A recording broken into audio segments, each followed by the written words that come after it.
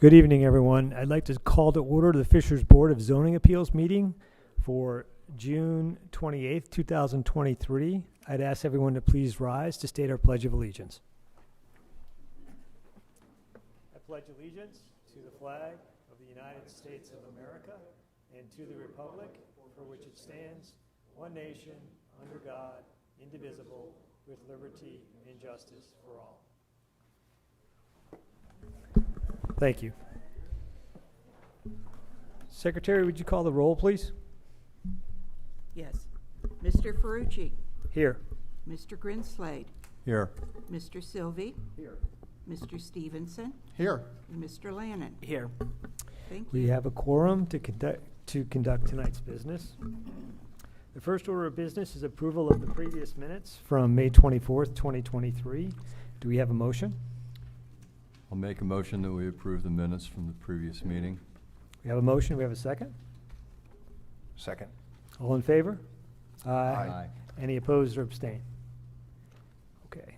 I'll now open the public hearing. The first order of business this evening is VA 23-20. The request is consideration of a development standards variance from section 3.2.3 R2 Residential District 2B, side setback and aggregate setback of the city's Unified Development Ordinance to allow for a setback of 10 feet on the east side and 5 feet on the west side for an aggregate of 15 feet. The petitioner is Chris Schulhoff, and the planner is Mr. Hillary. Is Chris here? Mr. Schulhoff, would you please step to the podium, sir? Thank you.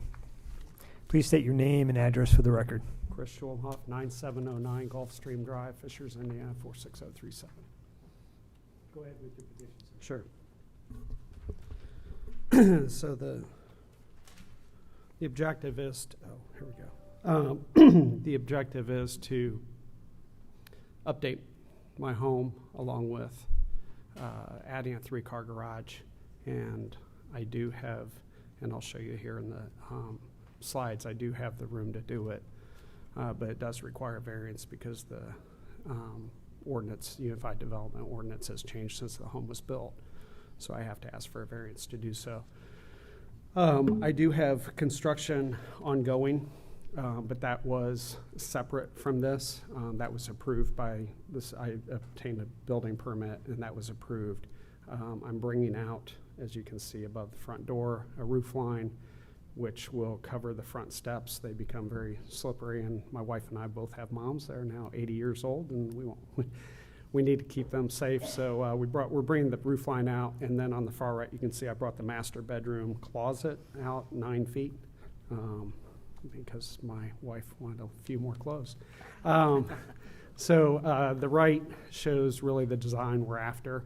Other than, and we will change the roof line to match really the home on the right, except we would have a dormer window up there because above the garage I'd like to put in 2 bedrooms and 2 baths to make a 4-bedroom home. So again, what we've done currently has been permitted and doesn't really have anything to do with the variance. The goal again, 3-car, 4-bedroom home. So this shows a picture of the cul-de-sac. Currently, our cul-de-sac is very limited on parking. When we have folks come over, there's really no parking out on the street except for going up the street. So by adding the 3rd car, I'll also obtain more driveway square footage, which will be helpful for guests visiting the home as well.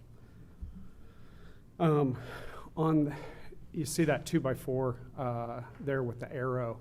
That is actually my property line, and the lot is pinned, so you can see in the right photo that's the plastic tied to the pin from when that boundary survey was done, and then the 2x4 you can see is straight ahead. So as you can see from the photo, there's plenty of room for a 3-car garage. And I would just, angle the driveway, curve it, and then go into a 3-car garage. These are photos of the rear of the property. Before I even began this project, early last spring or late last winter, I approached my next door neighbor, whose home, you can see there, it's the dark gray, and told him what my plan was. I wanted to be conscious of his backyard because we are on the lake, and I wanted to make sure that I wasn't impeding his views, and I wanted to make sure he was okay with my general plan, which I have a letter from he and his wife both stating that they're in favor of the project, and that's in here further. The top right photo, at some point there was a shed garage built onto the back of the home, and I would come out probably 2 fence posts from that, go straight back. Again, the backyard, you can see in the back left photo, or the bottom left photo, you can see that I've still got probably 15 feet to go out before I start to impede on their view. And again, they're okay. We staked it all out, and so they know what I'm planning to do. This was the letter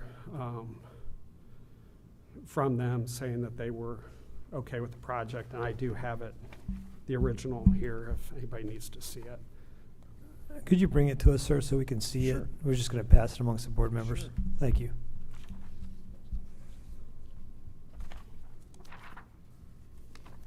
And then, just I brought pictures that you approved dumpster closures a couple months ago, and I want to show you, but that's it.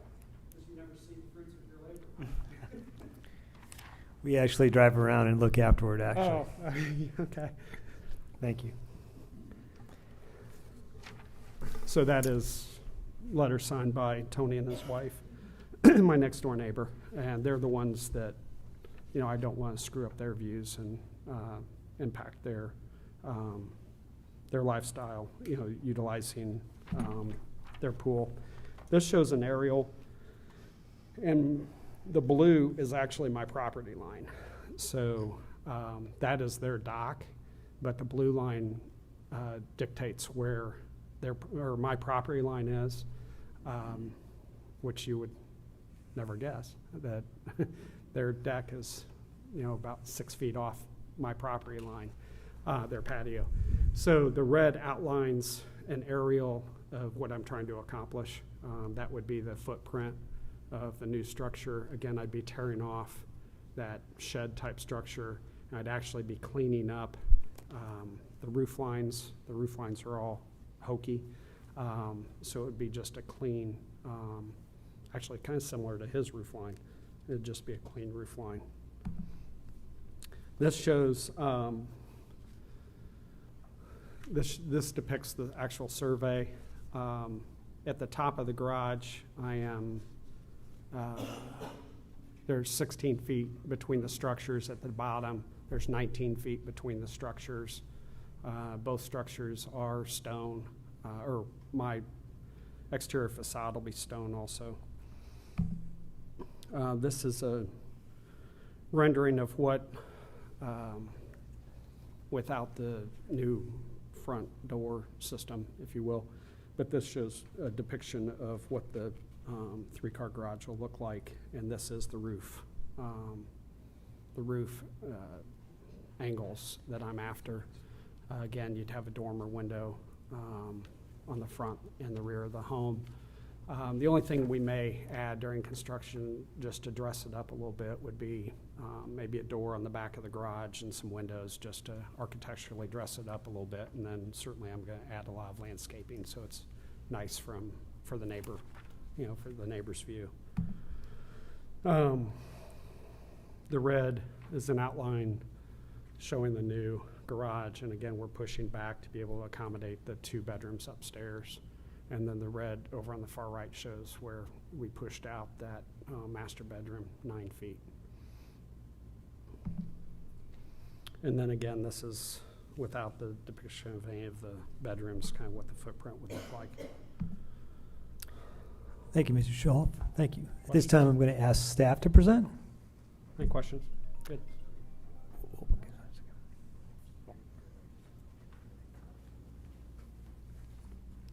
Good evening. For the record, Ross Hillary, City of Fishers, Assistant Director for Planning and Zoning.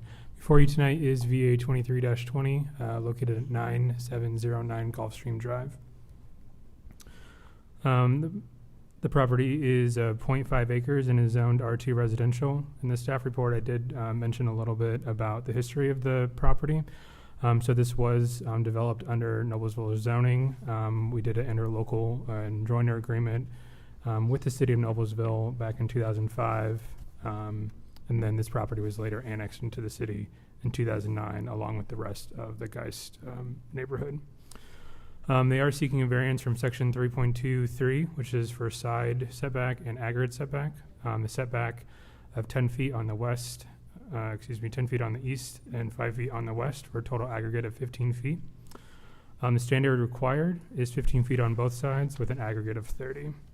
The request is being made to add a third bay to the garage and a home addition that he spoke of.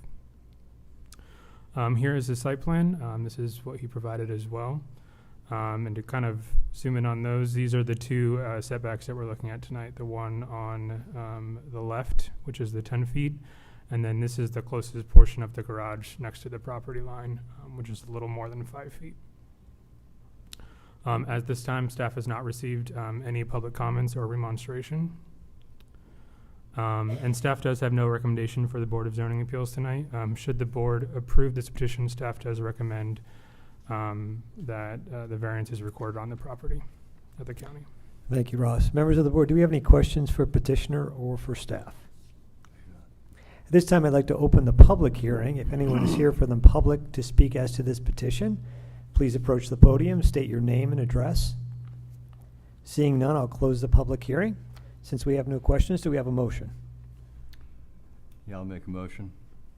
I make a motion that we approve VA 23-20 with the condition that the property be recorded with the county. We have a motion. Do we have a second? I'll second that motion. We have a motion and a second. Secretary? Mr. Grinslade, Yes. Mr. Sylvie, Yes. Mr. Stevenson, Yes. Mr. Lannon, Yes. Mr. Ferrucci. Yes, motion passes. Thank you, Mr. Schulhoff. Good luck to you, sir. Our next order of business this evening is case VA 23-21, consideration of a land use variance from the Exit 5 Sunbeam PUD ordinance number 081788 to allow for indoor recreation, a health club, in the Link at Fishers District, formerly known as the Navient Building, for Burn Boot Camp. The petitioner is Maggie Brown. Maggie, would you like to approach the podium? Please state your address and please tell us your petition. Sure. My name is Maggie Browning. Actually, I'm at 8607 East 116th Street is where our current gym is located, right across the street in Fishers. And we also have Chris, who is a representative of the Link tonight, too. Do you have anything you want to say? Yeah, just Chris Kaforis, 11100 USA Parkway. Obviously, building used to belong to Navient, which we purchased in July of last year, with the intention of turning it into a multi-tenant use facility. And we just recently signed a lease with Burn Boot Camp here, hopefully to get this addressed here. So Yeah.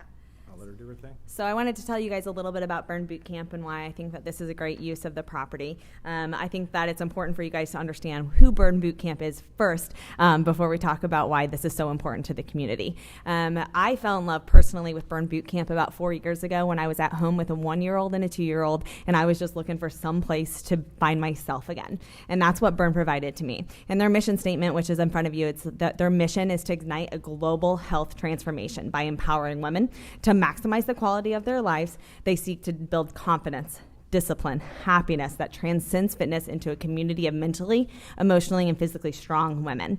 We vow to educate, influence, and inspire every life we touch with knowledge in our hearts, our heads, love in our hearts, and strength in our bodies with passion in our soul. And we take that in very seriously, and it's what I am so passionate about because I get to see this every single day in what I do. 4 years ago when I walked into Burn for the first time, I was in corporate America, and I was really good at what I did, and I had my career laid out ahead of me, but I just saw something in the Burn brand that I wanted to give that hope to other families as well. And so it was 2 years ago that I took that leap.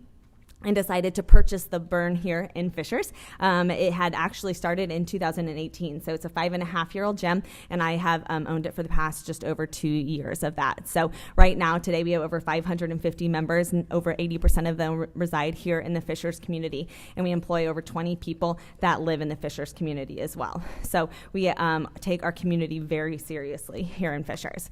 Burn Boot Camp has a 5-pillar philosophy. We believe in mindset, we believe in burst training, strength training, organic whole nutrition, and community, which is the word that you'll hear me say again and again and again, because there are a lot of gyms out there, but there is no community that matches what we provide at Burn Boot Camp. So who we are, we have 10 45-minute camps a day, Monday through Friday, and 4 on Saturdays for our members. We have one-on-one focus meetings, which is our time to sit down with our members one-on-one and talk about what are their goals. And sometimes it's losing weight, sometimes it's building strength, but sometimes it's just finding themselves again and having a place to belong, and that's what we provide to our members. We have complimentary child watch, which is why I think we are so big in the Fishers community, because we get lots of kiddos that come in, and we take care of them while their mother or their father gets a workout on the floor in a safe place, so they can just have their time to work on their mentality or to work on their physical strength, whatever it is that they're looking for. In addition to that, we have personal nutrition guidance, and then again, that supportive community that goes unmatched across the nation. So I wanted to give you guys a member testimonial from somebody that lives in Fishers. This is from Hannah, who actually works in our child watch room now. But her and her husband, Brandon, had been searching for a gym. They'd been searching for a home. They knew their doctors had told them that they had no choice, that they needed to figure out a way to get into the gym and make their health a priority. And about a month after working with us, they said, we always thought that the gym just wasn't for us. They had tried doing it on their own, but they couldn't stick with it. She said, we challenged ourselves to give Burn our all for 6 months and then decided that we would continue. Brandon, her husband, looked at her and said, after 1 month, this is it. Not only had they worked on their physical health, but their mental health has improved greatly. The Burn community is unmatched, and nothing I would have imagined. They are supported on bad days and our good days, and that's what we provide to our members, is a home, no matter what they're going through. So I want to tell you guys about the value that we add. We are encouraging, we are positive, we are never judgmental, we are kind, warm, and welcoming. We are diverse, inclusive, multicultural. We are universal, we span across all ages and all ethnicities. We are casual, not corporate, and we will speak to you friend to friend, because Burn is for everybody. So that is who we are, and that's why we are so excited about, as the redevelopment in Fishers happens, to find a new home. We've been looking for one for about a year, so we are really excited that we found the link in this partnership, and we can't wait to see what the next year brings for us. Thank you, Maggie. Yeah. If you would just hang here for a second, Sure. we're going to ask Ross to present for staff, and Absolutely. our board members may have questions for you. Absolutely. Okay, thank you. Good evening again, Ross Hillary, City of Fishers. Before you tonight is VA 23-21, located at 11100 USA Parkway, which is the Burn Boot Camp land use variance. This is consideration of land use variance for the Exit 5 Sunbeam PUD to allow for indoor recreation, which is what the UDO classifies a health club. This is located at the Linkett Fishers District, which is what she mentioned. This is formerly known as the Navient Building. Burn Boot Camp does need to relocate from the its health club because of recent redevelopment. The Linkett Fishers District was recently purchased and is now a multi-tenant building, which is allowed within the PUD. The area that the building falls in, though, calls out PUD office or office complex, and that PUD text goes into actually pretty good detail about what they consider an office. So while staff was reviewing those different uses, which include professional office, banks, financial services, clinic, medical, we really just found that a health club or indoor recreation did not fit within any of those standards. That's when we explained to the petitioner, and they are seeking this variance. At this time, we have never received no public comments or remonstration before you. And staff's recommendation, the Linkett Fishers District is a 350,000 square foot office building. It has 5 separate wings, if you're not familiar with it. It has a footprint of 30 acres in total. Current tenants of the building includes Navient Financial Services. They are still there, as well as IU Health Medical, along with some other smaller tenants. Those are the 2 main ones. They have around 1,800 parking spots, if that is of any concern. So we believe as staff there's sufficient parking for multiple tenants. Staff believes that the addition of the health club within the before-mentioned building will not be harmful to the public's health, safety, and general welfare. The use and value of the area adjacent to the property will not be affected, and that the need for the variance arises from that strict nature of that 1988 ordinance. So staff does recommend approval to the BZA tonight. Thank you, Ross. Members of the board, do we have any questions for Maggie or for staff? I have questions. First of all, Maggie, thanks for your presentation. Yeah, I can absolutely. see the passion that you have Love it. for them. And can you clarify for me? I was trying to take notes, but Yeah. did you say you have 500 members? And it's excited to see a small business like yours. And maybe elaborate for me also the percentage of your employees that work or live in Fishers also. Sure. Yeah. So changes all the time, but as of Monday, we had 564 members at our gym. So that's one of the things I'm most proud of. When I took it over to just over 2 years ago, we had 300 members. So we've seen exponential growth, and we're really excited about that. All 20 of our staff members, I think with the exception of one who just moved over 96th Street, live in the Fishers area, except for me. I'm the only one. I'm also the youngest, so it's fine. We'll get you over it. Yeah. Maggie, how much bigger is the space that you're going into than where you are now? Sure. So currently we have 5,900 square feet, and we are moving into 6,600 square feet is the usable square feet. And do you anticipate additional gym members coming on because you've got more space? And are you looking at adding more employees as well? Yeah, and I always hope to, right? That is the goal. I think that ideally about 600 members is our ideal membership, and we will add camp times and trainers and child watch staff as we see fit to keep our members safe and to keep our staff safe. Thank you. Any other questions? At this time, I'd like to open the public hearing. If anyone is here from the public as to speak to this petition, please approach the podium. Seeing none, I'll close the public hearing. Members of the board, do we have a motion? I'll make a motion. Make a motion that we approve VA 23-21 on the conditions that the land use variance is tied to the business is non-transferable. If Burn Camp goes out of business or relocates, the variance is null and void. And the approval letter is recorded with the Hamilton County Recorder. Recorder. Thank you. We have a motion. Do we have a second? Second. Secretary? Mr. Grinslade, Yes. Mr. Sylvie, Yes. Mr. Stevenson, Yes. Mr. Lannon, Yes. Mr. Ferrucci. Yes, motion passes. Good luck, Maggie. Thank you guys, and you're Thank- welcome for not inviting all 550 members here tonight. I thought that'd be a little atrocious. We're close. You already have 550 people here. All right. Our next order of business this evening is the Harris variance. VA 23-22, consideration of a development standard variance from section 6.2.2A, 6.2.2B, and 6.2.2C3 of the city's Unified Development Ordinance accessory structure standards to allow for a maximum floor area of 2,688 square feet and a maximum height of 26 square feet and a setback of 15 feet. The petitioner is Brian Harris. Mr. Harris, please approach the podium and proceed with your petition. Thank you. I appreciate the time. I apologize. This is my first one of these, so I didn't have a presentation for you guys. But I appreciate you taking the stuff that we did put together and sent over. I am the owner of the property at 10664 East 97th Street. I do occupy the residence, although I'm not there full time, as I split time in between households with my ex-wife and then current wife.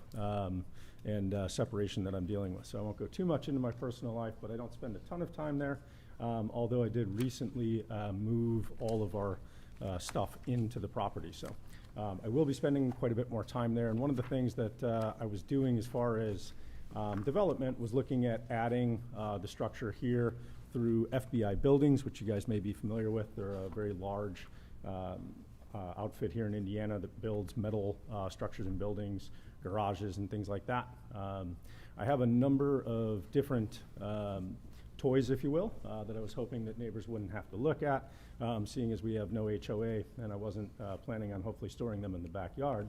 And so I was looking at adding the structure. I have a tri-tune, a power boat, a jet ski, utility trailer, cargo trailer, and some other things. So the size of the structure was to accommodate everything to be able to fit inside the building itself. So we were asking for the variance and seeking it through FBI and myself in order to develop the structure and add value to the property. The size of the structure as well as the investment is close to $130,000 of my own money into that. So other than that, that's pretty much it. That's why we're seeking the variance to see if we could get that developed and built for the property. And with that, I appreciate your time. Thank you, Mr. Harris. Members of the staff?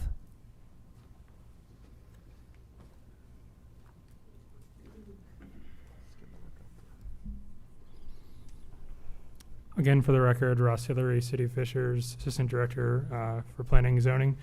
Before you tonight is VA 2322, located at 10664 East 97th Street. This is an accessory structure development standard variance.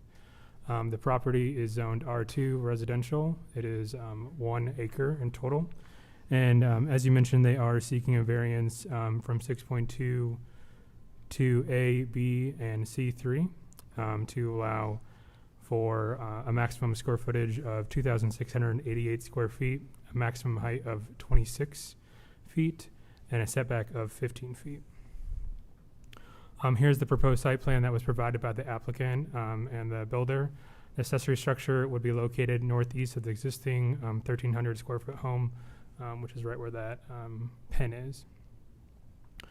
Here you can see the home in its current state in June of 2023 with that nice public hearing sign right in the front yard, so you know it's current. The accessory structure would be located at the end of this driveway, I believe right where that small structure and those jet ski and boat trailer are located. Here's a rendering of the accessory structure that was provided by the builder and the petitioner. The variance request, as I mentioned, is for a maximum floor area, a maximum height, and a setback. So the standards that we have in the UDO, we have a maximum floor area of 1,500 square feet. That is for any property between 1 and 2 acres. A maximum height of 18 feet is what's allowed in R1 through R5, and they're seeking 26 feet. And then when a structure is over 600 square feet in total, we require the setback to be the same distance as the height. We have received remonstration on this one. So the ones that were included in the staff report and then also sent out to you guys afterwards is from 5 residents. You can see there on the map, 4 of those pens are located. The property in question tonight is located in orange, so across the street and then adjacent on 3 properties. A brief summary of all of them. The concerns included the size and height of the accessory structure, people's view of their backyards, the size and square footage as compared to the home. As mentioned, it's around 1,300 square feet based on the county's assessor's documents.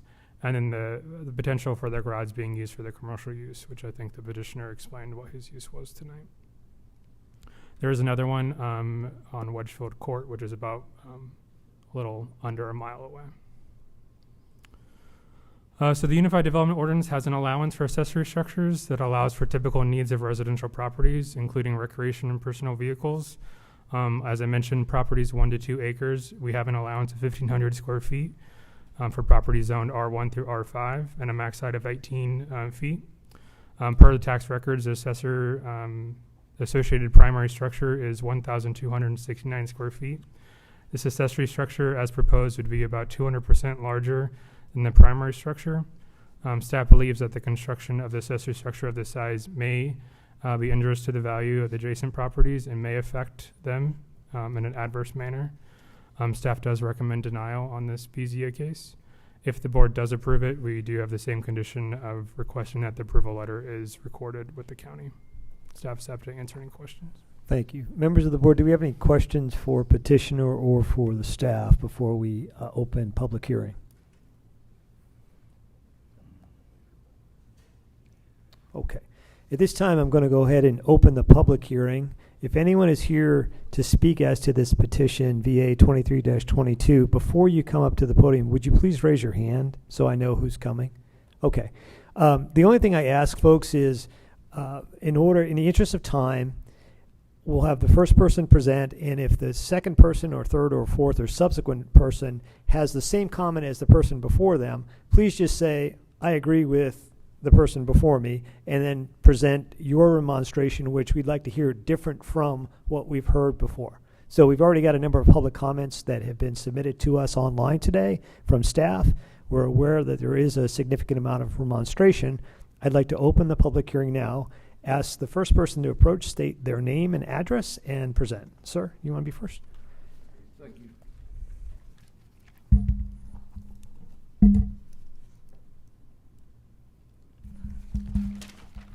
My name is Jerry Faircloth. I live and own the home at 10644 East 97th Street. My home is the adjoining property west of the petitioner's property, and I'm against the variance request. A metal building this size will be an eyesore no matter how stylishly it's constructed. I'm concerned that the building, along with any paving and parking areas constructed, will create rainwater runoff issues for the surrounding neighbors to have to deal with. And I don't know if it's under your purview or if the petitioner has presented the board drawings for paving and parking to go along with this structure. And another concern, as I stated, was the rainwater runoff, and I'd like to see that it's ensured, if you approve this, that it goes to the stormwater drain and not onto the surrounding properties. The petitioner has owned the property since March 2021 and is, as I understand, the owner of Harris Property Investments, LLC. The property has been unoccupied for the majority of the time that the petitioner has owned it. The majority of the time that the property was actually occupied, a lawn and landscaping business was operated out of it.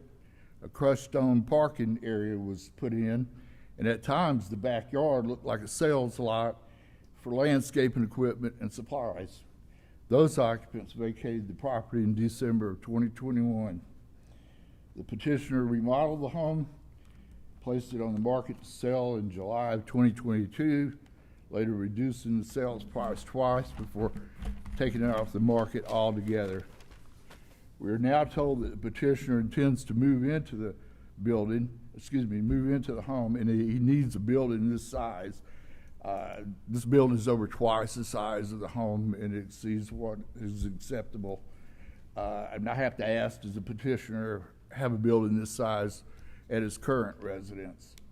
So to me, based on the history of the property under the ownership of the petitioner, it was purchased, rented out almost immediately to people that ran a business out of it. It was remodeled, placed on the market, taken off the market, and left empty. Now petitioning for the construction of a building that would be a monstrosity in our neighborhood. So based on his history, or the history of the ownership of this property, I believe this variance request is under the guise of a future commercial business operating out of the home and our neighborhood. So I'm asking that you deny the variance request. Thank you. Thank you, sir. Next remonstrator. Sir? Please state your name and address. Good evening. My name is Daniel Bennett. I live at 10663 East 97th Street, directly across the street from the property in question. I agree with the previous presenter on everything that he had mentioned. The only thing that I disagree with on is the original presenter, Harris Property Groups.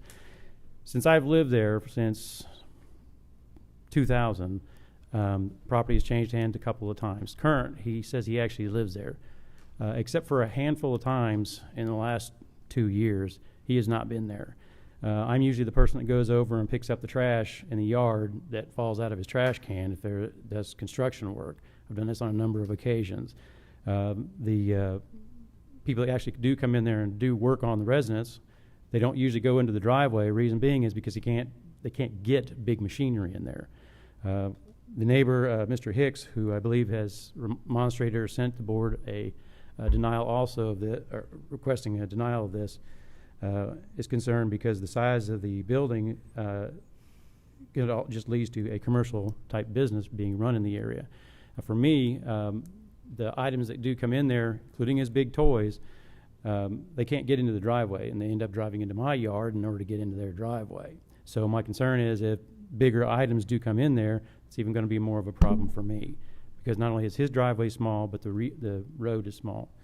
Ultimately, again, I haven't seen him living there. I've seen a white truck show up after hours, stay there for a few hours, and then leave. But in the last 2 years, that probably accounts to about a month. I know that he's not getting any mail there because I'm the one that picks up his mail when it gets thrown out of the mailbox by the birds that have taken up residence in his mailbox. So again, I am opposed to this, and I do thank the board for their time. Thank you, sir. We have a remonstrator in the back. Please approach the podium.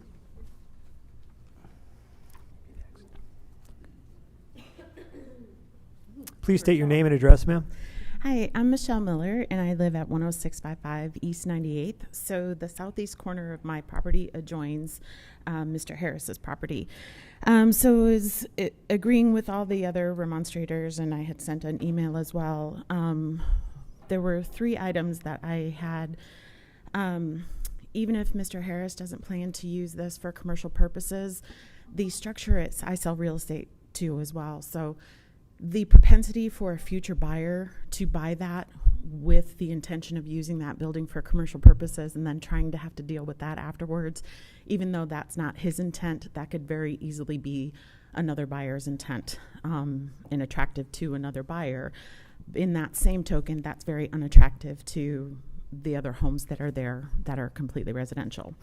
One concern I had too with the renderings was it doesn't seem to be to scale.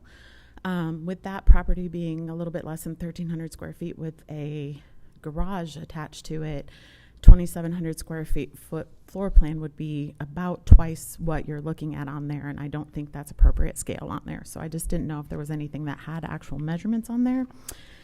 And then the last thing is that we don't have an HOA, which is great, and I think we all really like that. But when it comes to changing the character of the neighborhood, that's where we rely on you all. Because we would like you to protect the enjoyment that we have for our neighborhood, because that is the draw of that neighborhood. We are a great kept secret in Fishers to all almost have an acre of land and be so close to all the cool things that are happening in Fishers. So to have that, to protect our views, there's mature trees in the neighborhood. We have people walking all around all the time because they like the way this neighborhood feels. So what we don't have an HOA to do to protect us, we ask you to do that for us on our behalf. So I appreciate it. Thank you, ma'am. Thank you. Any other remonstrators? Thank you. Sir? Yes, my name is Gary Powell. I live at 10640 East 96th Street. And for the most part, I agree with the previous petitioners. My concern would be, some potential future for commercial aspects on the property.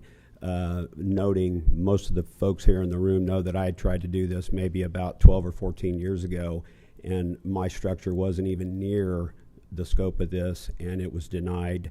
But what concerns me, I would support somebody being able to expand and have a shop to put their toys in, or have their, their ability to, do whatever it is they want to do privately on that property, as long as it's not a commercial operation per se. What scares me is actually the size of the structure and the potential future. So what could happen with that, as some of the other demonstrators have pointed out, with potential commercial use if he sells the property down the road, et cetera. So I would be in favor of anybody in the neighborhood being able to build an accessory structure, but let's get it back down into the scope of what the board would approve, which is the 1,500 square foot maximum, and reduce the size and the headroom. Because the size and the headroom tells me, a completely different story for potential there. Thank you, sir. Thank you. Anyone else? Seeing no one else, I'd like to close the public hearing. Members of the board, do we have any questions for petitioner or staff before we take a motion? I do. Go ahead. For the petitioner, what are the planned measurements for the building footprint? Mr. Harris, if you'd approach the podium so we record you, please. Thank you. Absolutely. Let me see if I can pull it up here.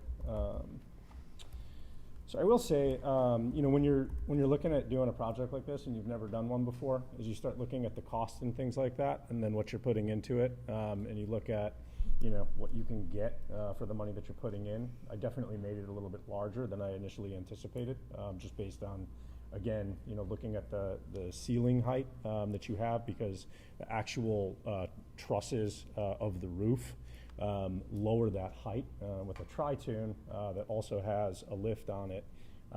The current size and structure that is listed would be a problem. I wouldn't even be able to actually get the boat into the building itself. So we did raise the height of the building so that the ceiling could accommodate getting the boat and everything stored inside. As I said, I have a 2019 Regency DL230 tri-tune, which is 28 feet long. I also have a Yamaha jet boat, which is 22 feet long. And then I have a Sea-Doo jet ski as well, plus a cargo trailer, and then some other things. But regardless, let me see if I can pull the actual dimensions. I know we had submitted them initially to Ross and the team when we put it together. And I can see if I can just pull them up here. There was a question about lot coverage as well while he's looking that up. Sure. So I just ran the numbers real quick. The lot coverage that we're currently at is around 12% of the lot. And that's when we're looking at runoff and looking at the total amount of impervious surface.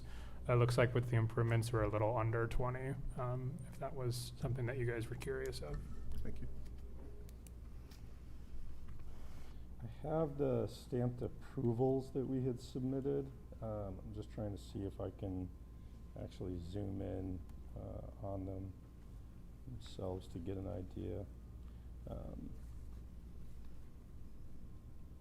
There we go.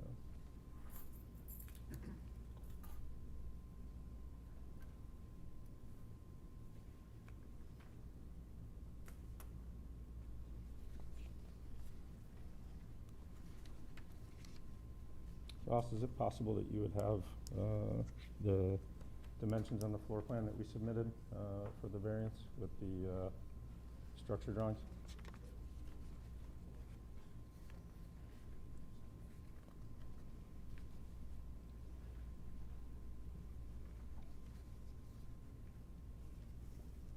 Apologies, I just can't zoom in enough to actually read the specific dimensions.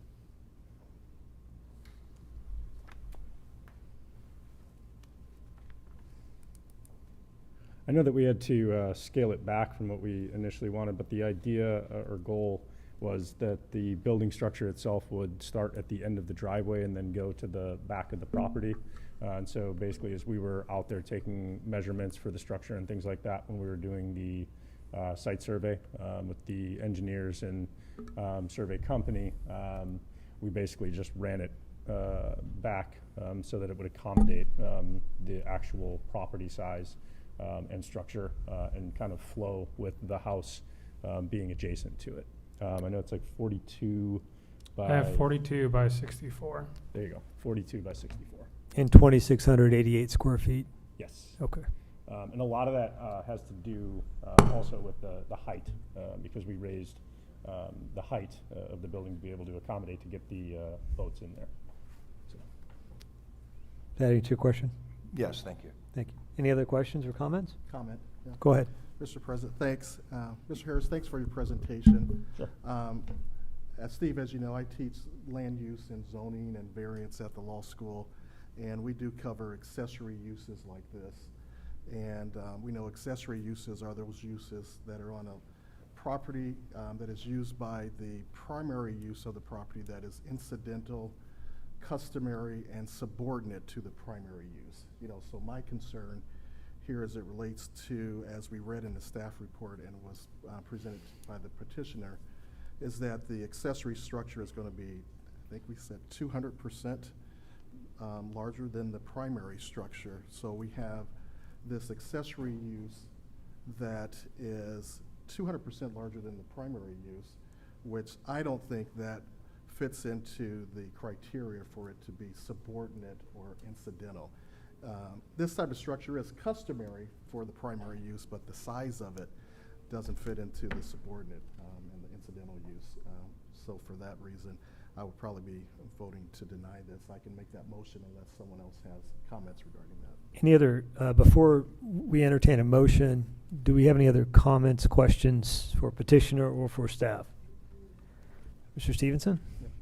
With that said, I would make a motion to deny VA-23-22 for that for the same reasons regarding the size of the structure.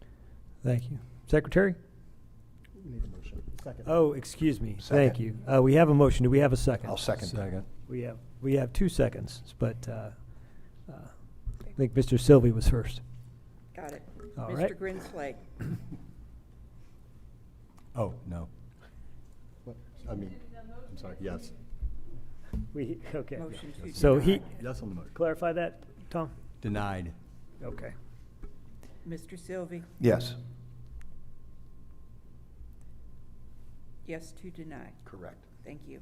Mr. Stevenson. Yes to the motion to deny. Mr. Lannon. Yes. Mr. Ferrucci. Yes. Unfortunately, your motion is denied here today, sir. Thank you. Thank you. Thank you. Our next order of business is VA.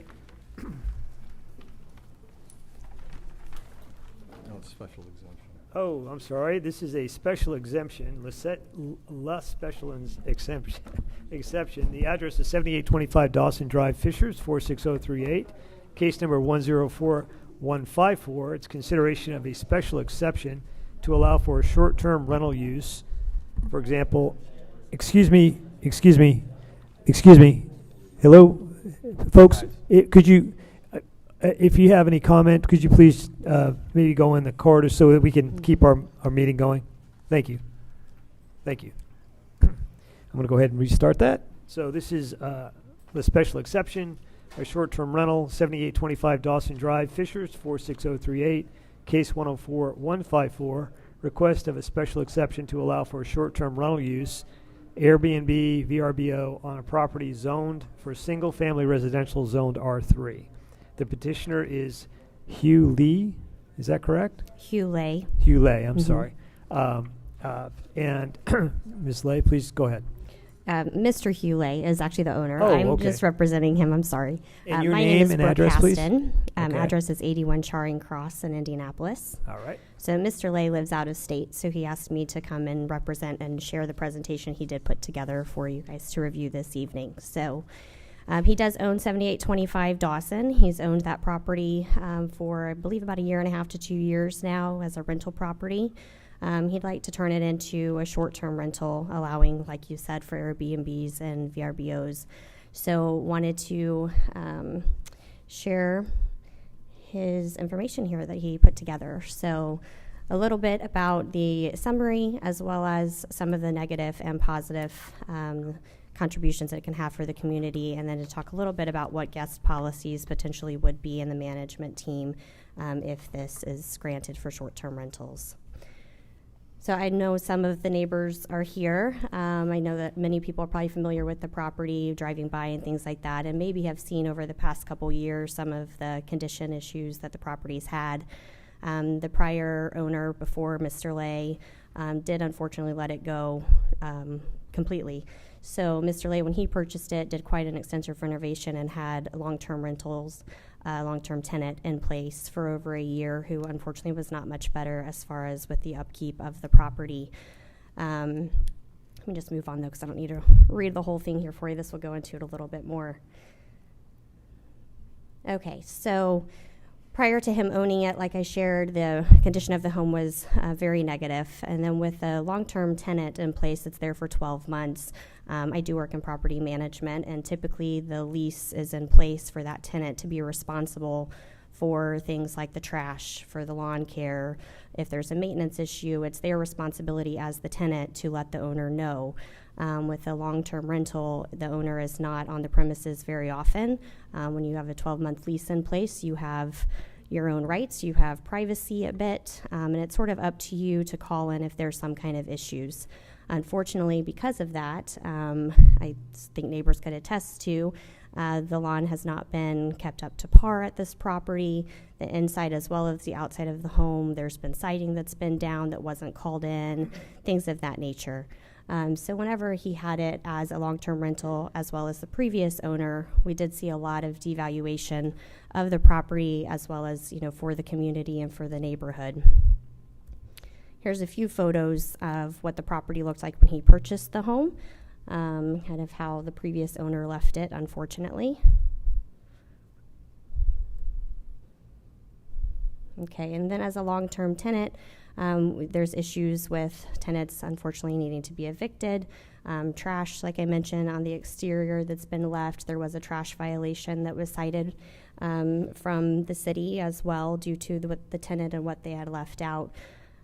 We also had an issue with the soffit. Some of it was messed up and that wasn't called in either. So we had some raccoons that joined the attic and made a little home up there, which unfortunately caused quite a bit of damage as well. So he just has not had a very good experience with long-term tenants. And as obviously it is a rental property, but he'd like to go a different route to have a little bit more eyes on the property on a regular basis, which short-term does provide. And I can share that with you a little bit more. There's just some photos of some of the trash that was left both inside and outside in the yard, because everyone needs half a couch in their backyard, I guess. Whenever you have a short-term rental, you definitely do have a lot more eyes on the property as far as your cleaners and your maintenance. When you have guests to stay, they're very quick to point out anything that's messed up in the home, mostly because they don't want to be charged for it. So if there's something wrong in the home, they're going to let him as the owner know, which then in turn he can let the maintenance team know or the cleaners know, and things are going to get taken care of on the interior or exterior of the home on a much quicker basis than it would if he had a long-term tenant in place. Things with the exterior, you're going to have lawn care, snow removal, all of those things taken care of, because there again with short-term rental, he's trying to cater to a guest, and those guests are going to have expectations whenever they arrive. So those things that fall on the responsibility of a tenant with a long-term is going to fall on his responsibility as the owner with short-term to take care of things such as the lawn care and cleaning of the home, making sure that trash is taken care of, all of those things, instead of making that someone else's responsibility, essentially. These are some photos of the house in its current state, set up as a furnished rental, minus the raccoons and trash. Guest policies, if he does have the short-term rentals, number one is no parties or unauthorized guests allowed. I'm just going to dig into this one a little bit, because I know with short-term rentals, parties is kind of the number one, I think, concern for a lot of people that maybe don't have a lot of experience with short-term rentals. So in managing short-term rentals, we manage in Indianapolis and surrounding areas. And I will be honest with you, we do not have many issues with parties. We've had one property that's had issues with parties, and that, I believe, is because that particular owner did not wish to have a night minimum. You could go for a single night, which is kind of what partygoers look for, is one night stay. I do require anything that we manage now that it's a 2-night minimum. Mr. Lay has actually wants to do a 3-night minimum to deter that even further, so that if you have a group of college kids or what have you that want to come and just have a party house for the weekend, they're going to have to pay a pretty substantial amount for a party house if they're paying for 3 nights plus the cleaning fee, taxes, fees, all of that. Most of the time, if you have that demographic looking for a party house, they're going to look for a property, which there are many on Airbnb that do not have any kind of minimum night stay. Along with that, we also would have, obviously, the house rules posted of no parties with a $1,000 fine to any guest that does have a party. So that also deters from that happening. There is a Ring doorbell on the property, so Mr. Lay would have direct access to anyone coming in and out of the home. So if we did have a guest that, did the 3-night minimum, is not worried about this $1,000 fine, Mr. Lay is obviously going to see the amount of people coming in the home. We have a maximum of 8 guests allowed. So if you have a party going on, he's going to know that and be able to take action on that, whether it's with the guests directly, telling them to, have the extra guests leave, or calling, the police if it needs to be taken to that level. But he will have eyes on the property from the doorbell, which also guests can tamper with it, but that's kind of a red flag. If that gets tampered with, you can reach out to Airbnb and essentially have the guest removed from the property if they tamper with any of the video footage on the property. The home would be pet friendly for dogs only. Parking would be required to be in the garage or in the driveway, so to avoid a lot of street parking. And then we do have quiet hours of 10 p.m. to 7 a.m. And neighbors, of course, could call, the authorities as well if there was ever issues in those hours. Mr. Lay, it's not on the presentation, but something that him and I talked about earlier today was maybe if it was granted to have sort of like a 3 strikes and you're out rule, meaning that if there was any neighbor complaints about noise coming from the property 3 times within a year, that he would have to, essentially that the variance would be ended and he would not be able to have a short-term rental anymore if it was being a nuisance to the neighborhood more than 3 times in a 12-month period. And then also, any guests that do make a reservation are required to have a government ID, so that's something to note as well.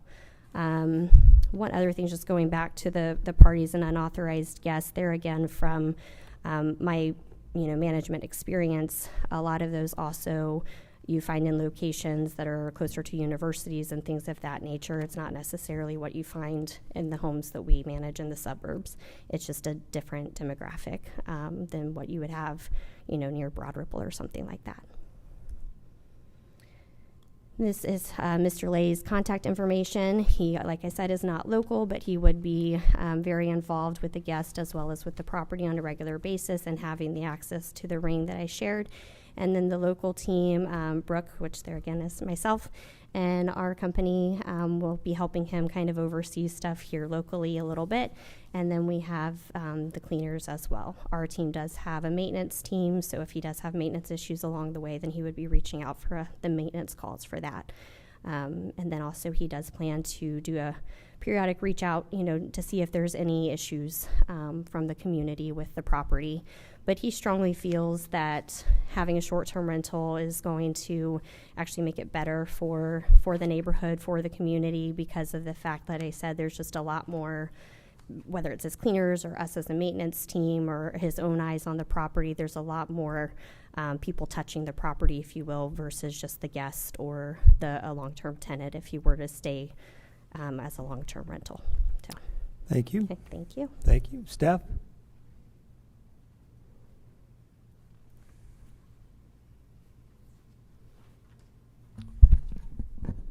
Good evening, Ross Hillary, City of Fishers. Before you tonight is special exception 104154, which is located at 7825 Dawson Drive. Mr. Lay is the petitioner. As she mentioned, the zoning for this property is R3 residential. It is about 1/4 acre in total. The request is for a special exception for consideration to allow for short-term rental, which is similar to Airbnb or Vrbo. The state of Indiana does not allow municipalities to limit short-term rentals when it is related to home occupation. So if any of you wanted to rent out a room or something, the city of Fishers could not regulate that. But as a short-term rental, the property owner is not on site, and that does fall to the city jurisdiction to allow for that through our special exception, which is why they're here tonight. Here's the property. This was taken, I think, last week, as you can see by our public hearing signs. This is the current state of the property as it is now. So we have received some remonstration on this property. I believe there was one included in your staff report, and since then we have had 2 others as well. Those names are listed there. It's a little hard to see potentially on your screen, but the home in question tonight is the orange one, and then there are 3 pens located, one in a cul-de-sac to the south, one adjacent to the property, and then one across the street. General summary of those concerns included just allowing a short-term rental in general, an opportunity for a party house, which the petitioner talked about tonight, general maintenance, security, and unknown questions about parking, potential change in character of the neighborhood, and then the fact of a commercial business being ran out of a residential neighborhood. Per city records, this property under the ownership has owned it since October of 21, which she confirmed. Since that time, the city has had two property reports that were reported by neighbors. Those were in March and April of 2023. Both reports claim of loose trash, broken furniture that had been on the property for over a month. I believe the petitioner spoke of that tonight. Sounds like it was a previous long-term tenant. Letters were sent to the property owner. The property failed its first reinspection, but was cleaned up in April of 2023. With that, staff does not believe that this request for a special exception to allow for short-term rental, based on the information that has been provided, would be in the best interest of the neighborhood, the surrounding property owners. Staff does recommend denying of this special exception.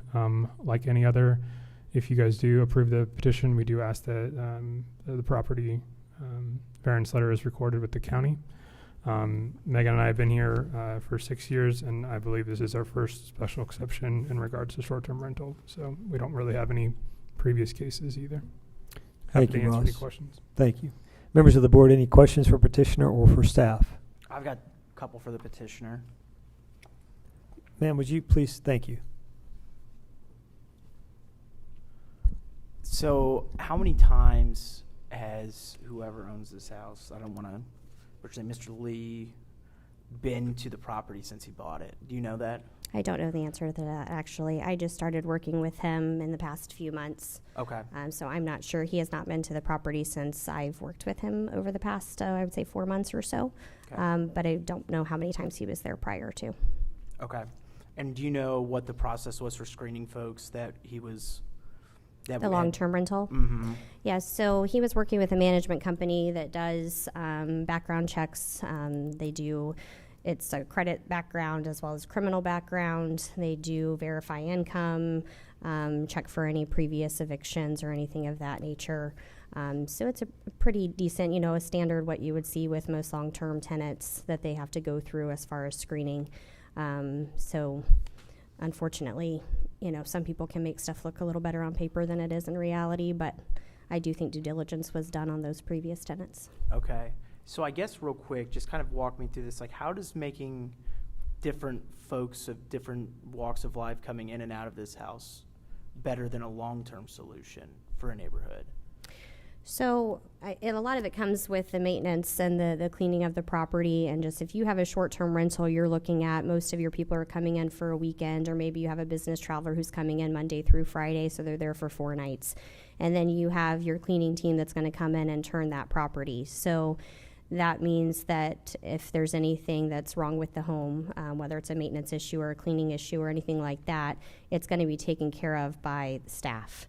Whereas whenever you have a long-term tenant, essentially once they sign the lease, the property manager has the right to come and, do walkthroughs occasionally if they choose to, but unfortunately a lot of property management companies don't do that.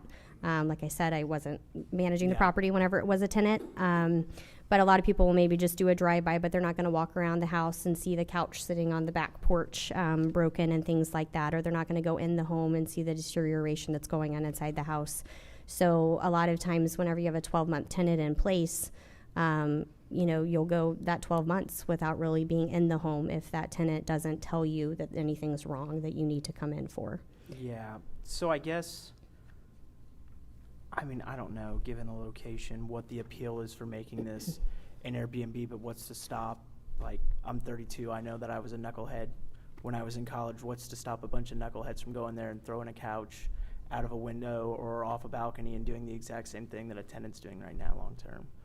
Well, they're responsible for quite a bit more. If they have, obviously they're responsible for any kind of damage and replacing any of the items. The items aren't theirs. So, with a tenant, it might be their own couch. They bought a new couch and they just threw it outside because they didn't have anything to do with the old one. If this is just, someone damaging things on property that doesn't belong to them, then they're going to be responsible to pay for those items.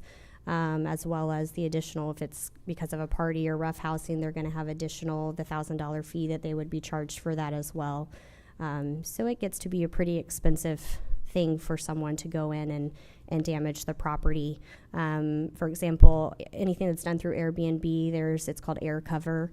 It's kind of like an insurance type policy. Yep, so if a guest is not willing to pay for the damage that they cause, then it can go through air cover, and then it's taken care of that way as well. Okay. I would just add that I don't see how this is beneficial whatsoever to doing, and I'm absolutely going to vote against it. So Can I speak to that a little, or no? I've made up my mind. Okay. We Thank you. we do we have any other questions for the petitioner or for staff? Okay. I'd like to open the public hearing. If you're here from the public to speak to this petition, would you raise your hand? Okay. I'm going to ask each one of you to come up. So please state your name and address. And after the first person speaks, if you have something that's similar or the same as the person before you, just let us know that and add to what the petitioner or the person before you said so that we're getting fresh comments. Okay? So, sir, you want to go ahead first? Joe Yeoman, 7832 Dawson Drive, so right across the street. I do have to state at the beginning, I am an attorney for the Office of the Indiana Attorney General. I'm here on my own capacity, and what I am talking about does not represent the great state of Indiana or the Office of the Indiana Attorney General or the Attorney General himself. Sorry, I have to say that. It's in a handbook. And I also, too, would not like to record a record of if I was or was not a knucklehead in college to start out with. But first, I have a few points. One, I don't believe there is a demand for an Airbnb in the current area in Fishers. There, as of today, there are 4 Airbnbs within the neighborhood, all done at apartments closer to the interstate or at the yard. Those 4 apartments can be rented very easily in the next handful of weekends for about $120 a night. Again, they are all apartments. We also have several hotels in the neighborhood. Many of them are never at full capacity. We have a brand new hotel opening up in downtown Fishers, so we will have capacity there as well. I believe this will cannibalize our new hotel business, and I'm very excited for the new hotel to open up in downtown Fishers away from our neighborhood because our neighborhood is not a hotel. I have 2 small children across the street from this. I worry about all the increased traffic with cars and things of that coming in. And most of all, and I believe there was an admission to this earlier, there has already been a lack of management at the property. There has only been one tenant that I know of at this particular property, not tenants, one tenant for the year. And most of this trash buildup was after the tenant had left. I picked up several times when the trash was knocked over in the property, not the owner of the property. I would also note, too, that it was mentioned earlier that raccoons had overtaken one of the attics through the roof. The raccoons are back. I have seen them scattering around the roof. There has been a lack of management, even up to this point, to get this ready. As of today, in the last handful of days, the wind has knocked over the sign for the public hearing that we're having, and it's just sitting on the ground right now in front of the house. I noted that it was mentioned that long-term tenants have a lack of appreciation for a neighborhood. I would assume that short-term tenants would also have just as much of a lack of an appreciation for a neighborhood, especially too if they are not from Fishers or have any intention on being here long. Again, I think this boils down to a lack of demand, cannibalizing new hotels. The neighborhood is not a hotel, and also too that there's already been a lack of management at the property. Mr. Lee is not even here himself today. He brought a representative instead of coming in from California, and I would assume that that practice would continue moving forward. Thank you. Thank you, sir. Next remonstrator. Ma'am? Please state your name and address, Hi, ma'am. I'm Glenna Timmons, and I live at 7817 Dawson, right next door. I have 2 rentals on the east side, 2 rentals on the west side of me. This wasn't the neighborhood I moved into 13 years ago. And we don't have an HOA, so again, we have to rely on you to help us keep our neighborhood a family neighborhood. I just want to state the raccoons have been a problem in that house for all the time I've lived there. So it must be something with the roof line or something, I don't know. But that's not just a current problem.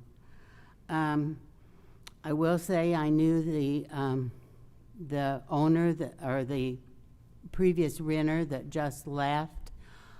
She was very friendly. She worked in the yard, she worked in the flower beds and so forth. And since she's left, the flower beds have been unkept.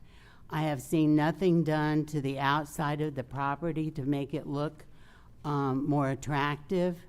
The yard has been mowed, but there's been nothing done to help the grass grow in the back where the dog, previous owner's dog, kind of made it dirt.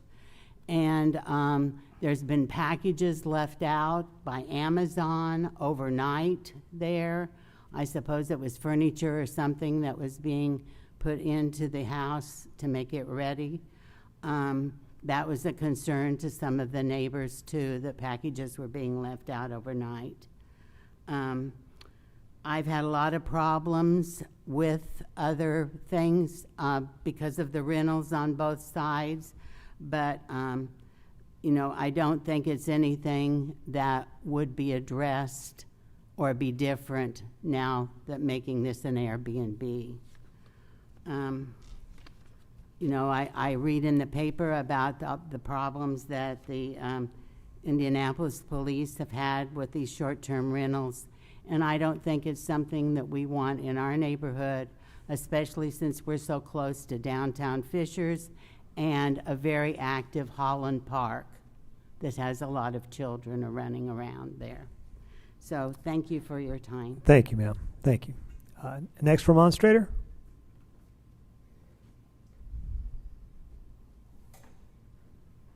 Good evening, everybody. Thanks for having me. I appreciate it. Just a couple points to add on. Sir, agree. I'm sorry to interrupt. Name and address, please. Sorry, David Blankenship, 7912 Dawson Drive. Thank you. Right down the street. I agree with the other presenters before me. A few points I'd like to add. I am a new resident. We bought our house about 8, maybe 9 months ago now. And one thing we did look at was short-term rentals in the area, and that is one thing that attracted us to this neighborhood was how few there were around us. We realized how close we are to downtown Fishers. We did notice the potential rental properties there, a hotel there, so that did go into our decision of purchasing this house. One thing that I would add on to is that if I'm looking as a newer resident, there will continue to be others looking at that same point after me. I will also add a point that I was raised in a family that did have rentals, not short-term rentals, but long-term rentals.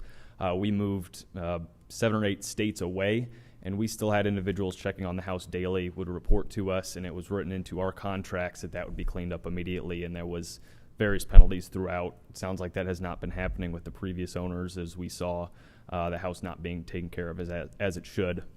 And just so as an example, a lot of these issues that should have been taken care of right away, even with a long-term property, were not. So I don't think that going forward will help with the short-term rentals. Excuse me. One more point on here. I think a lot of assumptions were made in the presentation about individuals reporting issues with the house. I don't think those assumptions should be taken. I think that should be taken with a grain of salt. I think having someone reporting, it sounds like it hasn't happened so far and that it won't in the future. And I believe that's all. Thank you, everybody. Thank you for being here, sir. Next remonstrator? Anyone else? Okay, ma'am, I'll have you after her, okay? Thank you. All right, sorry, not a public speaker. Okay, so basically I agree with everybody else. Ma'am, I just ma'am, think that once you ma'am, start... may I have your Sherry name? Stryker. Your name?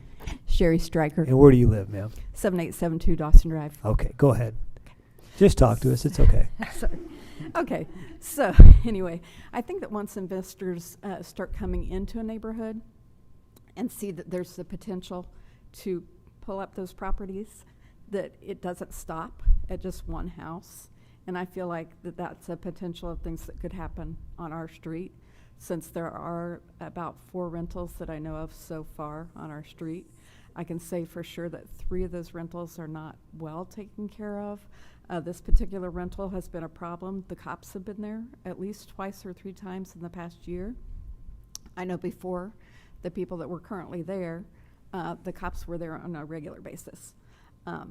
So it's a real detractor for new families that want to come into a neighborhood, and especially if investors are coming in and buying up properties you know, at a higher price, and pricing out the people that really are looking for the good neighborhoods, looking for the good schools, looking for the amenities that Fishers offers. So I think you can turn on the TV every day and you see, you know, Fountain Square has nuisance problems with, you know, all the rentals that, you know, on the east side, we've got, you know, a house with 18 and 19-year-olds renting out, having 300 people in a party, and 12-year-olds being shot. And, you know, just from my perspective, just watching the house over this past year, with seeing the cops in and out a couple times, with watching the traffic, with having people race up and down your street all the time in their little sports cars when I'm taking my dog out at 10 o'clock at night. I just feel like that it's not as safe and as regulated as it really needs to be. Thank you, ma'am. Okay, thank you. Thank you. Ma'am, you have, I think you've got a comment as well. Yeah, just a quick one. Sure. Rita Hankley, 7822 Ashton Lane. Thank you. Behind this street, but walk the neighborhood and will agree with everything that everybody said. I would just say I can't believe that Fishers would want to go down this path, and I see no positive at all of ever doing anything like this in a residential neighborhood. Thank you. Thank you, ma'am. Any other remonstrators? Okay. Oh, sir? Oh, ma'am, I'm sorry. I was blocked by the podium. My apologies. Can you? You want to go first? You can go. Oh, we've got two. All right. You got two, baby. Marshall Littrell, live at 7881 Dawson Drive. I've learned some things just listening to the other people. I've lived on this street for 35 years. I watched all these homes being built, and I didn't realize there was that many rental homes on our street, and I'm very concerned about that too. I watch the news, I see what goes on in Marion County, and I don't want us to turn into a type situation that we have in other parts of the city. Thank you, sir. Ma'am, you could stay where you're at if you'd like to, if it's easier for you. Okay. All right. You don't know me. I guess I don't. You're about to. Hi, my name is Sarah Lamberson. I live at 7824 Dawson Drive. And if what I hear that the land or the investor is going to take care of this property, why would he have not had someone come look at all the trash? The trash before I turned it in to the city of Fishers had sat out there for 6 weeks and blowing all over the neighborhood, along with them not mowing grass. Grass was a foot high in the back. And I have sank every dollar I have into my house as my home and my investment. And at no point would I have an investment that I would make in another state and not have someone manage it. That is irresponsible on the owner's part. Thank you, ma'am. And I agree with everything everybody else has said too. Thank you. Thank you. Thank you. Any other remonstrators?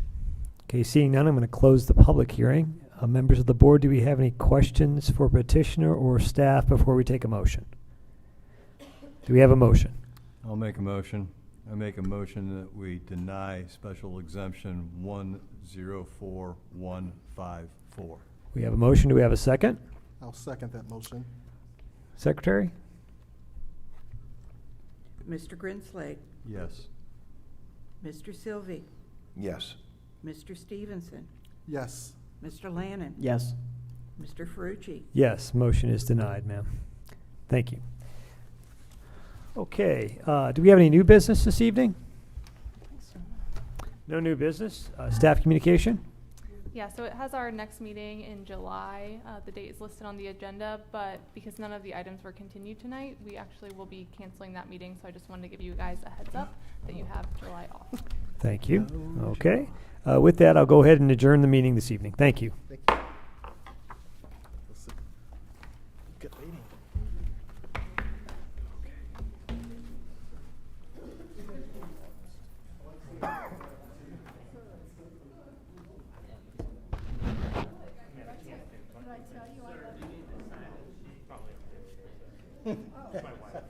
No, I think I knew we were here. at a settlement conference. that went Oh, poorly. okay. Nice to meet you. Oh, I'm sorry to hear that.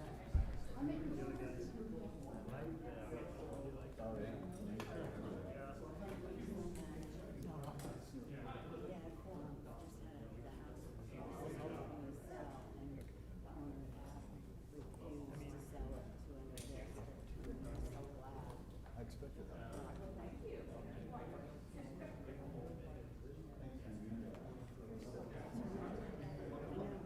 And I wish we had Joanne.